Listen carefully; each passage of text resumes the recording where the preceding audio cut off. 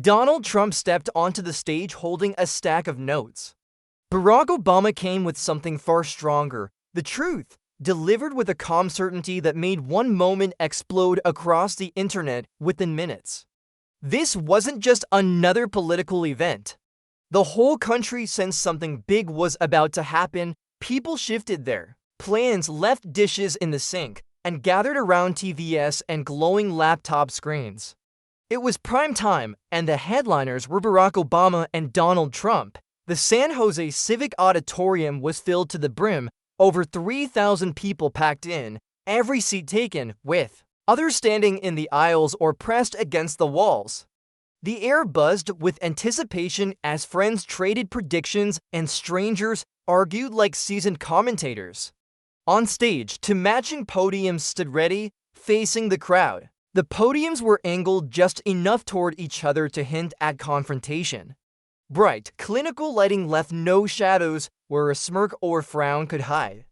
Officially, it was a bipartisan town hall on economic recovery, meant to share ideas and keep things civil, but everyone, including the moderators, knew it was really setting the stage for a clash in suits. As cameras swept the crowd, signs came into view, some handmade, others professionally printed, reading "Bring Back Integrity" for more years and "Truth Matters." The divide in the audience was clear, but the energy was mutual. Everyone wanted a moment worth remembering. Backstage, a makeup artist dusted powder on Obama's cheek while a producer whispered, "We'll live in 90 seconds." Obama gave a simple nod, glancing over the neatly arranged papers on his podium, just a few stapled sheets, a pen, and a glass of water.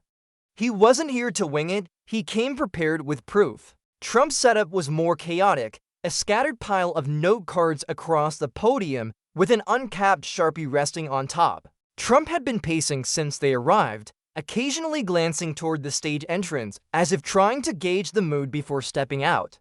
His advisors huddled nearby, one clutching fresh unemployment stats, another holding a chart of job creation spikes.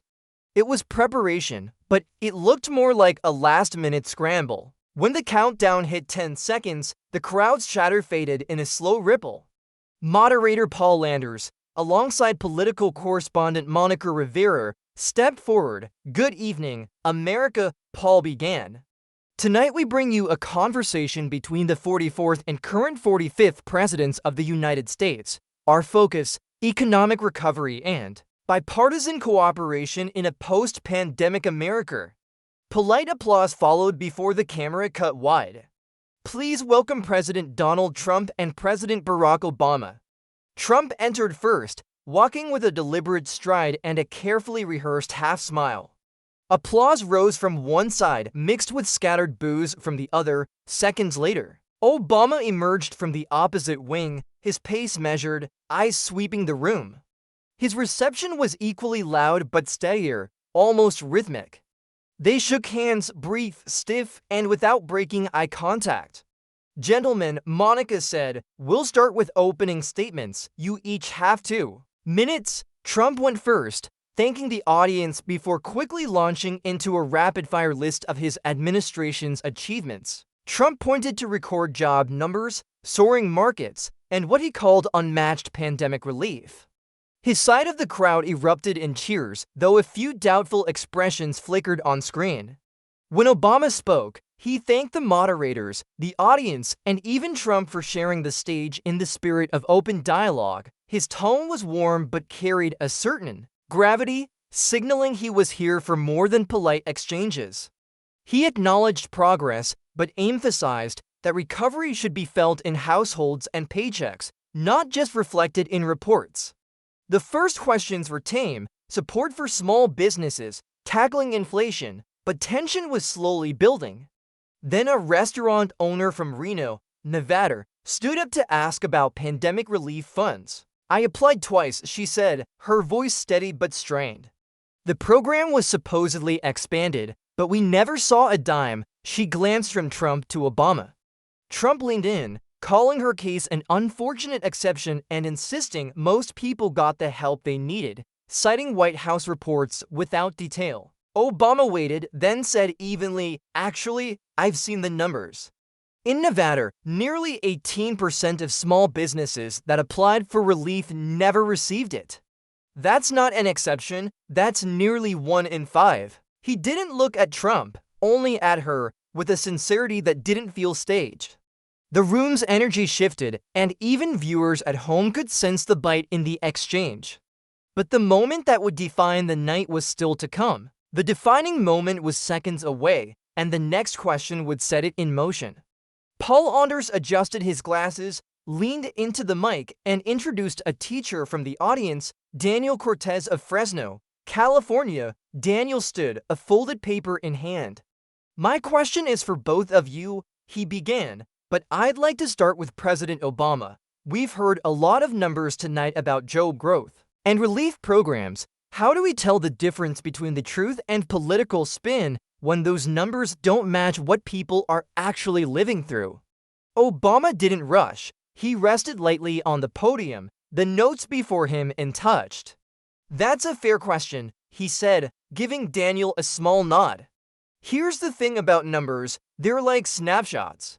You can frame them any way you want, but when you step back and see the whole album, you get the real picture." He picked up his stack of papers. "For example, last month the administration announced job growth at a 10-year high. What they didn't mention is that most of those jobs are temporary or part-time without benefits.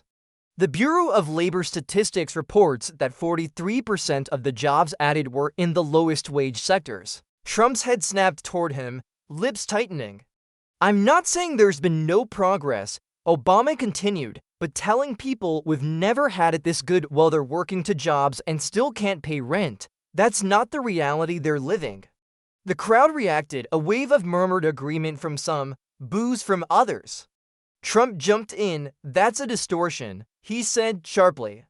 "We've created millions of jobs. The economy is stronger than it's ever been. People are better off than they were under your administration.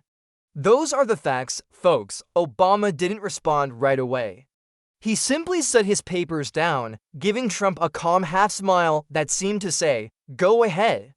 Daniel, still standing, asked, "So which one of you is right?" Obama spoke first. "Check the sources," Obama said simply. "Mine are from the Bureau of Labor Statistics and the Department of Commerce, both run by the current administration.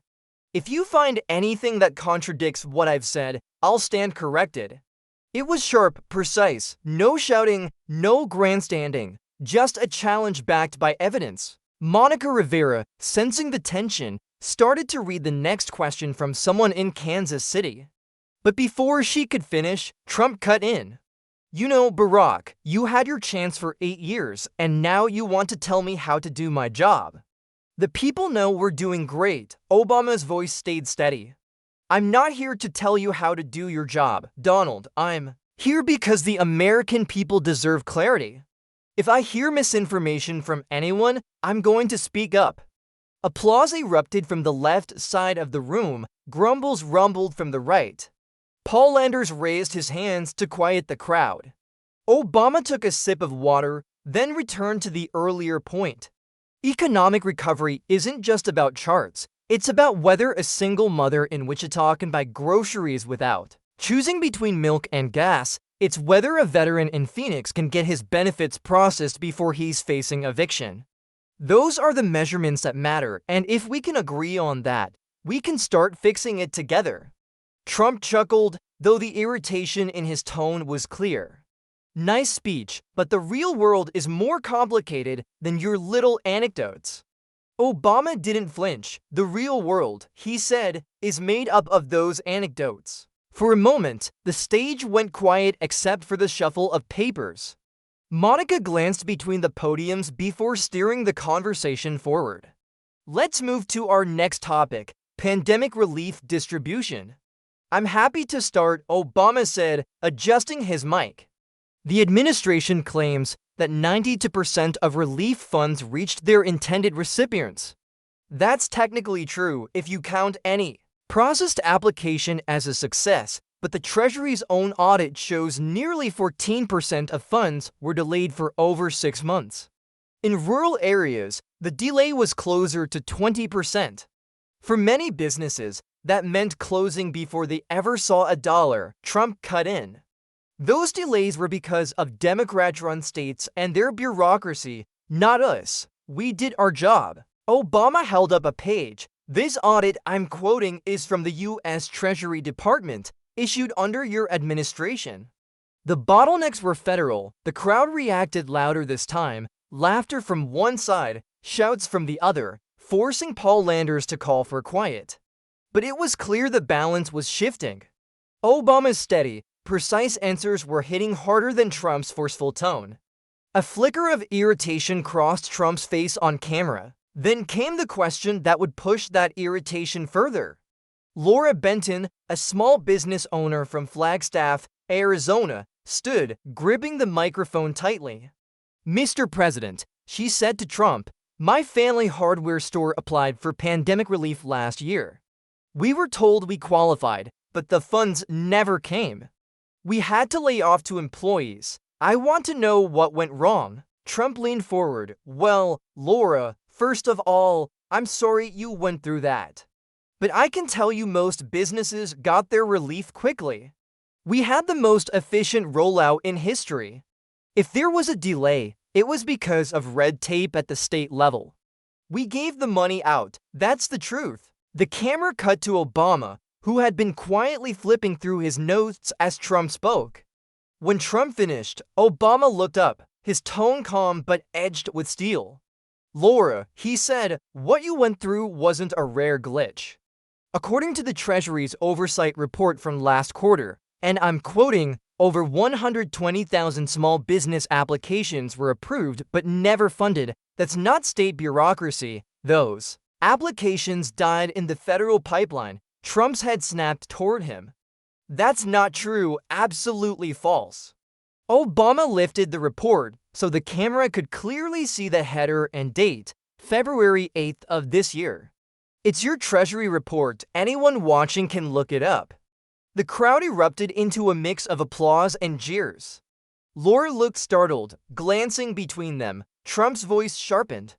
"Barack, you know that's not the full story. You're cherry-picking. We put fraud prevention measures in place. We saved billions in taxpayer money by making sure funds went to the right people. Fraud prevention is necessary." Obama agreed, still even-toned. "But when prevention turns into paralysis, the people it's meant to help are left behind. And the irony? While legitimate businesses waited, some of the biggest fraud cases came from companies with the fastest approvals. It landed like a punch. The audience reacted, some gasping, others cheering. Trump shook his head, muttering into the mic, "Ridiculous." Monica Rivera tried to pivot. "Let's move on to job creation numbers." But Trump wasn't done. "No, I have to respond to that, Barack. You're using smooth talk to make it sound like things were worse than they were. People know we've had historic success." Obama turned fully toward him. "Historic success, let's talk about that. Your administration claims 5 million new jobs in the last year. The Bureau of Labor Statistics, your bureau, says that when you account for pandemic job losses, the net gain is closer to 1.8 million. That's still progress," Obama said, "but it's not 5 million, and pretending it is doesn't help the people who are still struggling." The crowd erupted again, and the moderators called for order. The tension in the room was now unmistakable. Trump leaned into the podium, his tone sharper. "You had your chance for 8 years and failed. You talk about numbers, but you couldn't even get your own economy moving until your last year." Obama tilted his head. "Donald, this isn't about my presidency or yours. It's about whether we can be honest with the American people in real time. If the numbers are inflated, say so. If they're not, prove it." Trump's lips tightened, but instead of answering, he pivoted to criticizing Obama's record, bringing up the Affordable Care Act and foreign policy. "I'm happy to talk about healthcare or foreign policy," Obama said, but Laura's question was about why her employees lost their jobs because the relief never came, and we still don't have an answer. This time, the applause was stronger. The camera cut to Laura, who nodded slightly, her face showing both gratitude and frustration. Paul Landers seized the moment. Mr. President, can you address the specific figures from the Treasury report that President Obama just cited?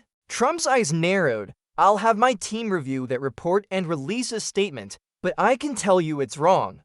Obama raised an eyebrow. Your Treasury report is wrong? That line drew laughter from much of the audience, and even Monica hid a smile. Trump's fingers tapped the podium in a short, tight rhythm, betraying his irritation. The camera zoomed in on Obama's papers, clearly showing part of the Treasury report. Header social media lit up within minutes, screenshots, hashtags, and clips spreading fast. Laura sat down, but her story hung in the air, a reminder of what the town hall was meant to address. The moderators moved on, but the hit to Trump's narrative was already visible. What came next wouldn't be about numbers, it would be about control, and who could keep theirs when the pressure peaked. The moderator introduced a pre-submitted question from an audience member in Spokane, Washington. It was meant to be broader. The moderator framed it as a softer question. How should the next phase of recovery address the growing wealth gap? Paul Landers turned to Obama first. He didn't glance at his notes. Wealth gaps don't close on their own, he said. They're the result of policy, sometimes intentional, sometimes careless. Real recovery has to mean more than a high stock market.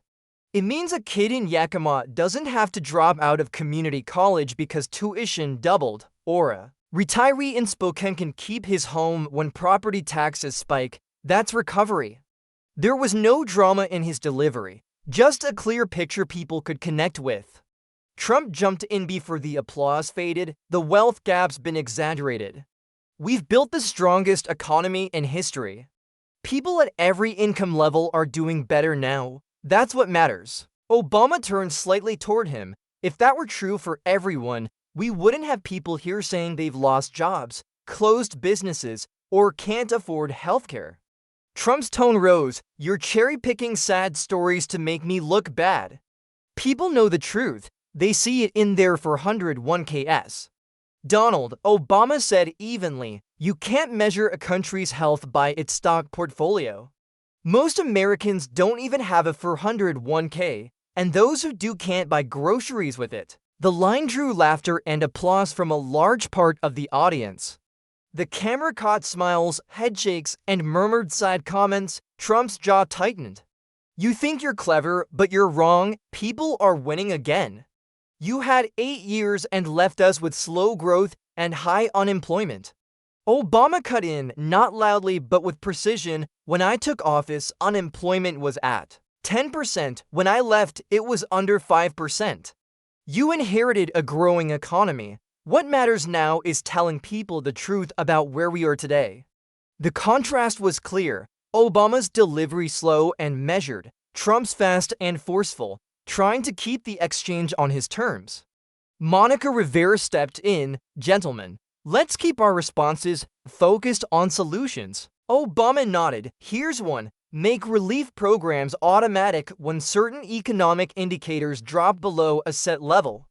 That way, help isn't stalled by political fights while people are struggling. It's not partisan, it's just smart. Trump waved it off. That's socialism. We're not going to hand out money every time the media says things are bad. It's not socialism, Obama replied, leaning forward slightly. It's the same principle as disaster relief after a hurricane. When a storm hits, we don't tell people to wait 6 months while politicians argue over the budget. An economic crash is no different. This time, the applause was even louder. Some of Trump's supporters in the audience were shifting uncomfortably when Paul Landers asked a follow-up. Mr. President, would you consider such a measure if it were proven to save jobs? Trump smirked. We don't need to prove it. We already saved jobs, better than anyone in history. Obama tilted his head. If that's true, why are 18% of small businesses that applied for relief still closed? That's your Treasury's number, not mine. Trump shot back instantly. Fake numbers, all from biased people trying to hurt me. Obama didn't raise his voice. Your Treasury Department, Donald, your people, your numbers. The air in the room shifted again. This wasn't just a debate now. It was a direct standoff. Precision against volume, data against dismissal. Trump leaned into the mic, voice climbing. "You think you can walk in here with your papers and big words to make me look bad? The American people are smarter than that. They know a show when they see one." "This isn't a show," Obama replied, locking eyes with him. "It's the truth. And the truth doesn't change just because it's inconvenient." The applause that followed was the loudest of the night, almost drowning out Trump as he tried to speak over it. The camera caught the moderators exchanging quick glances. They knew the exchange had pushed beyond normal political theater. Meanwhile, social media was on fire. Clips of the moment were already racking up millions of views. Split-screen shots, Trump's reddening face on one side, Obama's steady gaze on the other, were being replayed, edited, and dissected in real time. Across the country, living rooms mirrored the energy in the San Jose Civic Auditorium. Twitter feeds churned with side-by-side screenshots. TikTok edits paired Obama's lines with slow zoom shots of Trump's reactions, and Facebook threads ballooned with hundreds of comments a minute. In homes from Portland to Tampa, people leaned forward, remotes forgotten, eyes locked on the broadcast, a masterclass in contrast. Obama, calm, turning a few sheets of paper. Trump, talking faster, louder, his hands in constant motion. The moderators stayed focused on their questions, but in the control room, producers were scrambling to match the pace of the moment. One director's voice crackled through a headset. "Camera 3, stay on Obama for reaction shots. Camera 4, track Trump's gestures." The networks understood the real story wasn't only in the words, it was in the posture, the tone, the way each man filled the stage. In Phoenix, 29-year-old freelance journalist Cara Levine was live tweeting every exchange. Obama citing Trump's own Treasury reports to fact-check him is like beating someone with their own playbook, she typed. Within 60 seconds, the post had thousands of likes. Meanwhile, conservative radio host Glenn Ryan was streaming live on YouTube, leaning toward his mic with a half smile. "This is pure performance," he told his viewers, "but you can tell Trump's getting boxed in. He needs to switch tactics, fast."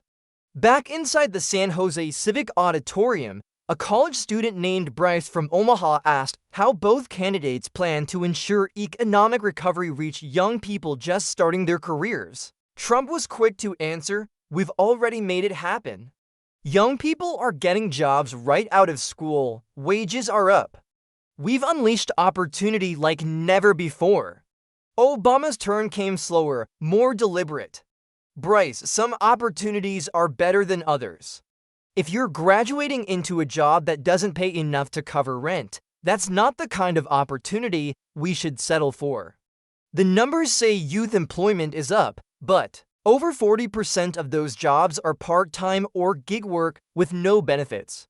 That means no stability, no health coverage, and no long-term security." Bryce gave a small nod, lowering his microphone. The audience seemed to feel the weight of the contrast, not just in policy, but in delivery. At that exact moment, a clip of Obama's earlier jab, "Your Treasury report is wrong," crossed 5 million views on Twitter. Commenters were cutting it into looping memes, freezing on Trump's pause for comedic effect. Cable news producers bookmarked it for post-show breakdowns. On Instagram, political satirist Lisa Atkins posted a still of Trump mid-interruption with the caption, "This is what happens when you forget the homework's due." It was pulling tens of thousands of likes by the hour. Monica Rivera tried to steer the discussion back. "Let's stay on solutions, Mr. President. Mr. Obama, what would you say to a young family worried about rising costs?" Trump leaned in, "We're cutting taxes, we're reducing regulations, and we're bringing jobs back. That's the best answer. More jobs, more money in people's pockets." Obama responded without missing a beat. Cutting taxes for corporations doesn't guarantee families see a dime of it. What helps families is lowering the cost of essentials, childcare, healthcare, housing. When those costs go down, paychecks stretch further, and People can breathe. That last phrase, people can breathe, caught something in the room. The applause began at one corner and rolled outward like a wave. Even through the cameras, it felt less like politics and more like relief. Even some who had cheered Trump earlier now seemed to shift.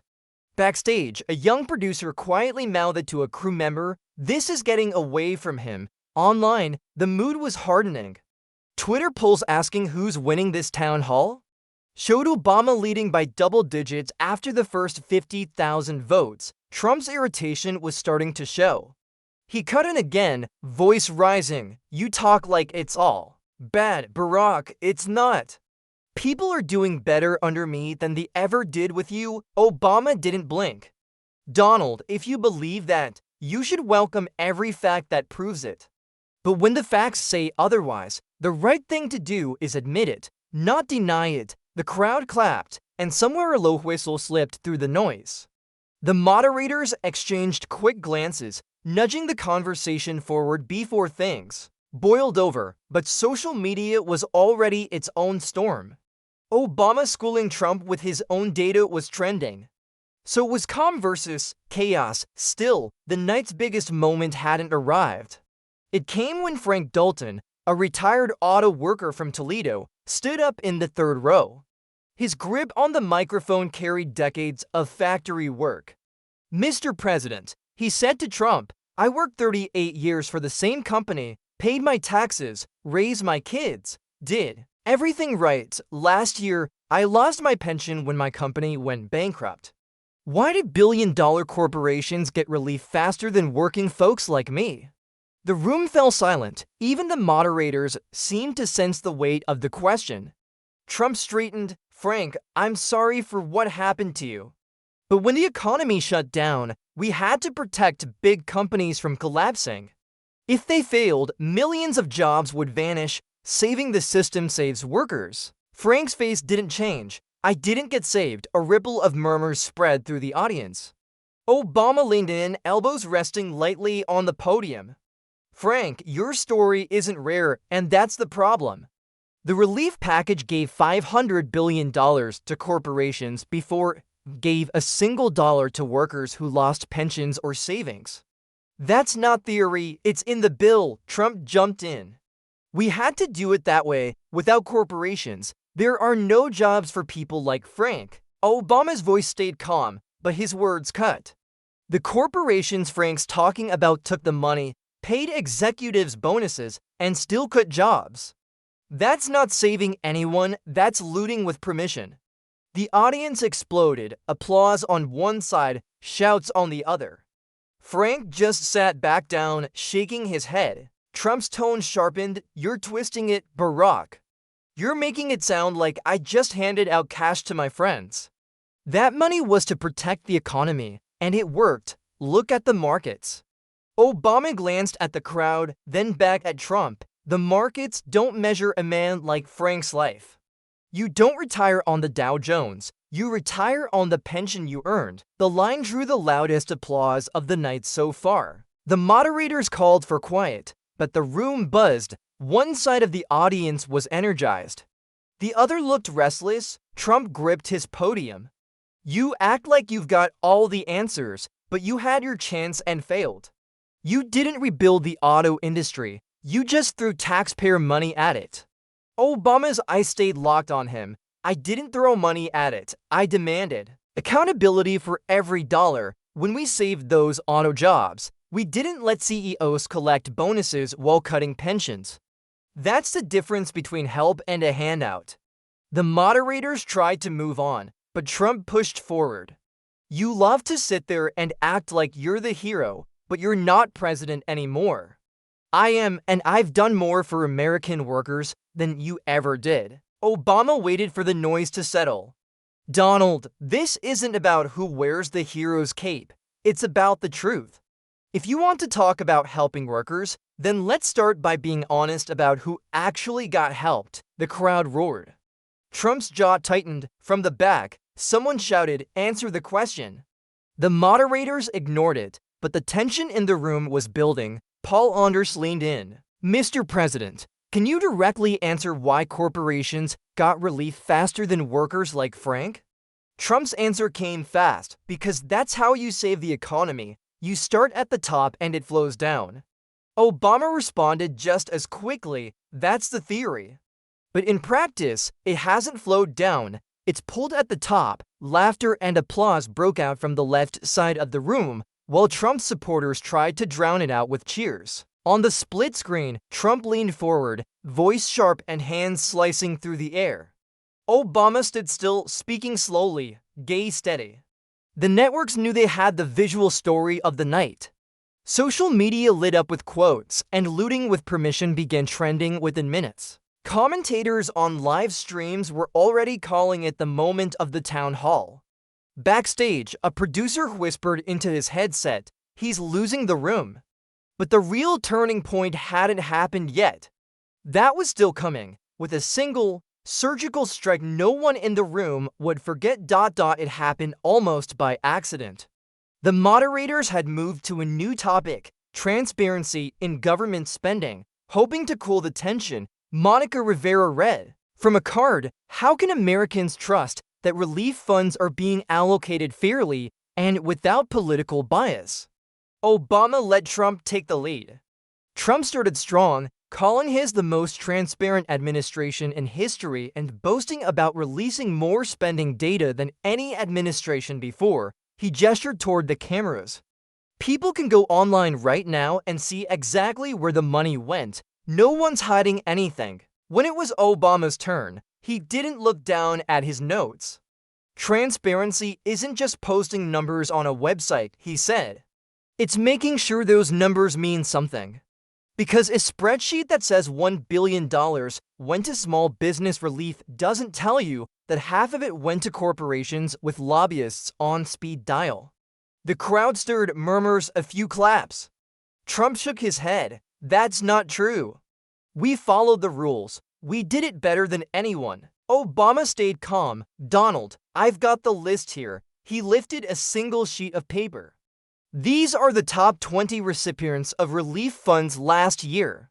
15 of them are companies valued at over $1 billion. And 8 of those laid off workers after taking the money." Trump shot back, "That's cherry picking. You're looking for the bad examples because you don't want to admit the program worked."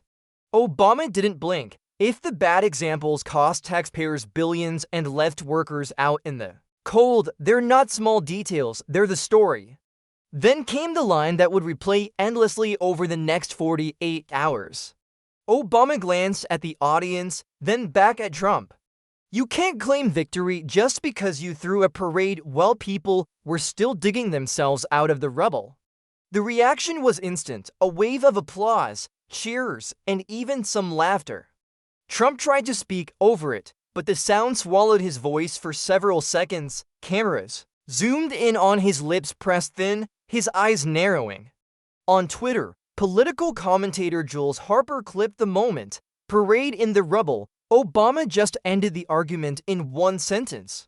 It hit 100,000 likes in under an hour. Cable news channels pounced. One chyron read, "Parade in the rubble line steals the show at town hall." Back in the auditorium, Trump tried to regain ground. "Look, folks, the truth is we had to move fast. Doesn't come close to covering it," Obama finished. A ripple of applause rolled through the room, this one slower and heavier, like the audience was processing it as much as they were reacting to it. Trump tried to jump in. "That's not how it works," but the timing was off. The clapping lingered, and by the time the noise settled, the moment had passed. Obama's voice stayed measured. "Economic policy isn't just about the next paycheck, it's about the next decade. If all you do is win the headline, you lose the history." That landed. A few people in the front row nodded. In the control room, a producer pointed at the screen and said, "There's your closer." The moderators attempted to steer the conversation back to neutral ground, but it was clear the energy in the room had tipped for good. Each new question became less about finding answers and more about watching how the two men handled the spotlight. Trump's answers grew longer, heavier with repetition. Obama's responses stayed tight, each one built to carry a single, clean takeaway.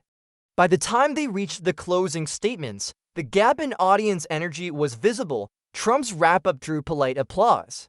Obama's earned a standing ovation from a third of the room and a sustained cheer from somewhere in the back. The next morning, the parade in the rubble clip still dominated headlines, but this new exchange, mistaking speed for success, had begun climbing the charts. Analysts replayed it with slow-motion crowd shots, pundits called it a surgical dismantling, and TikTok edits were already pairing it with train wreck GIFs. By noon, one thing was certain: the town hall hadn't just produced a winner.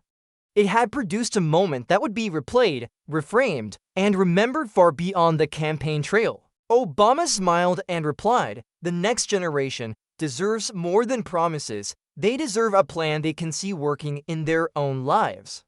The room went quiet for a beat, the kind of silence that meant people were listening, not waiting for their turn to cheer. Trump shifted in his seat, clearly weighing whether to push back before the moderators cut in. "That's all the time we have tonight," Paul Landers said, thanking the candidates and the audience. The closing applause wasn't even. Obama's side roared, while Trump's was scattered but still loyal. The split in the room mirrored the split on social media, though by now most trending hashtags, #parade in the rubble, #lost faster, #protect the truth, leaned in Obama's favor. In the control truck, the senior producer turned to his team. "We've got 2 viral moments, maybe 3. Edit the clips with clean audio, push them out before midnight." Within minutes, networks were running side-by-side shots, Trump's rapid-fire promises against Obama's unhurried, precise counterpoints. Analysts were already predicting how the optics would play out in the polls. By the next morning, the narrative had solidified. Pundits weren't just talking about who won the town hall, they were talking about how it felt like the torch had been passed. Even without an election on the line, the highlight reels would loop for days, but the deeper impression would last longer. Calm under pressure beats volume every time. But they framed it as a style issue rather than a substance defeat. "He talks slow, like he's thinking, that plays well on TV," one right-leaning radio host admitted the next morning. Trump's energy works in rallies, but in a room like that, the contrast can be brutal. By midday, clips of the parade in the rubble exchange had migrated beyond political feeds, showing up in lifestyle blogs, sports forums, even meme pages that normally ignored politics entirely. One viral post read, "Imagine losing an argument so hard that high school debate teams start quoting your opponent in practice." On YouTube, a side-by-side comparison of Trump's and Obama's facial expressions during the exchange racked up 1 million views in less than 12 hours. The most replayed timestamp, the moment Obama paused before delivering the line, the beat of silence that made it land even harder. Campaign staffers from both camps scrambled to spin the moment. Trump's team pushed talking points about selective editing and media bias, while Obama's team leaned into the fact-check headlines, circulating them to supporters with the subject line "Truth wins." By the 24-hour mark, the narrative had slipped almost entirely out of the candidate's control. Cable channels kept looping the highlights, but the real battleground was now in the digital echo chamber, where context mattered less than shareability, and Obama's calm dismantling had already been GIF'd, remixed, and subtitled into 6 languages. For many viewers, the town hall was no longer a 2-hour event. It had become a handful of moments, one sentence, one page of numbers, and one man walking slowly into a crowd instead of out the back door. Those were the images that stuck. Here's your last section rewritten for smoother pacing, stronger scene setting, and a bit more emotional punch while keeping all your original meaning intact. Republican strategist Bill Hartman summed it up on a Sunday morning panel. "You can't win a data fight against Barack Obama if you don't have your own numbers ready." The president walked into that one. The shift in public sentiment was almost immediate. By Monday, a national fair day, Institute poll showed Obama's favorability up 9 points, a remarkable leap for a former president not even running. Trump's support among independents, a group his campaign had been aggressively courting, dropped 5 points. That afternoon, the White House went on defense. Press Secretary Alan Briggs dismissed the town hall as a staged ambush, accusing Obama of using outdated statistics, but when reporters pressed for specifics, Briggs sidestepped and pivoted to the administration's overall record of success. In coffee shops and office break rooms, the same 3 moments kept resurfacing: the Treasury report exchange, the corporate relief question, and parade in the rubble. The phrase had already become political shorthand, symbolizing the clash between truth and spin. On social media, a new wave of voices joined in, especially younger voters who'd been too young to pay attention during Obama's presidency. TikTok was flooded with split-screen edits of the town hall alongside high school debate competitions captioned, "This is how it's done." The nurse from Sacramento told a local paper, "I didn't expect my question to go anywhere. But Obama didn't just give me a number, he gave me a real story I could relate to." That stuck. Even within Trump's own party, there were murmurs of concern. One GOP lawmaker admitted privately, "The base loves the fight, but independents don't." Last night made that gap bigger. By midweek, the narrative had solidified: Obama calm, factual, relatable, Trump combative, light on details. The debate had moved beyond political theater into a case study of how perception can shift overnight.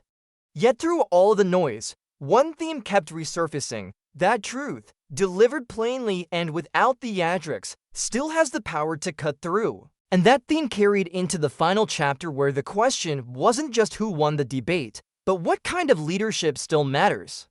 When the dust settled, analysts framed the night as a clash of approaches, one built on volume, bravado, and repetition, the other on patience, precision, and proof. Obama downplayed winning and kept returning to the same refrain: facts matter. They don't belong to one party or the other, they belong to the people. Trump, speaking at a Las Vegas rally a week later, dismissed the whole thing as a setup and fake news. His base cheered, but even some supporters privately admitted the optics hadn't helped.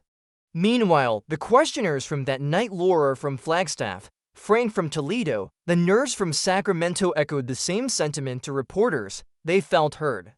Political analysts noted that it wasn't just about data, it was about demeanor, calmness, amplified credibility, visible frustration chipped away at it. As one commentator put it, voters may not remember every statistic, but they remember how you made them feel. In classrooms, civics teachers were already clipping the broadcast. At an Ohio high school, one paused right after parade in the rubble and asked, "Why did that hit harder than all the shouting?" The answers: because he stayed calm, because it sounded real, because it was short but it said a lot. Even some conservative voices conceded, you could disagree with Obama, but you couldn't say he wasn't prepared. For Obama, it reinforced a belief: telling the truth plainly, even when it's uncomfortable, is worth more than spinning it for applause. For Trump, it was a reminder that in an age of instant replay, every word and expression is measured and magnified. And for the country, it was a moment to ask, do we value the loudest voice in the room, or the one that can explain the truth in a way that stays with us long after the cameras are gone? If you want, I can now go through all your earlier sections and give them this same polish so your entire YouTube script feels cinematic and consistent. That way, the flow, tone, and pacing will all match. Here's your final section rewritten so it flows more like a polished documentary script, smooth, engaging, and with a strong closing hook for YouTube. Social media trends faded, the next news cycle moved on. But that night in San Jose still lingered in people's minds. In political circles, it became shorthand for how quickly a narrative can flip when preparation meets opportunity. The moral, as many saw it, was simple: facts don't need to shout to be heard. But they do need someone willing to speak them clearly without fear of the fallout. And that's the real takeaway from the town hall. Not just that Obama scored a win or Trump took a loss, but that the public was reminded of what accountability looks like when the lights are brightest. It's about keeping composure, respecting the audience's intelligence, and refusing to bury truth under noise. So whether you follow politics closely or just catch the headlines, the question is the same. When the next big moment comes, and it will we reward the one who talks loudest, or the one who stands their ground with the facts? If you want stories that cut through the noise and capture the moments that truly matter, make sure you subscribe, because the next conversation might not be about politics at all. It might be about the kind of future we all want to share.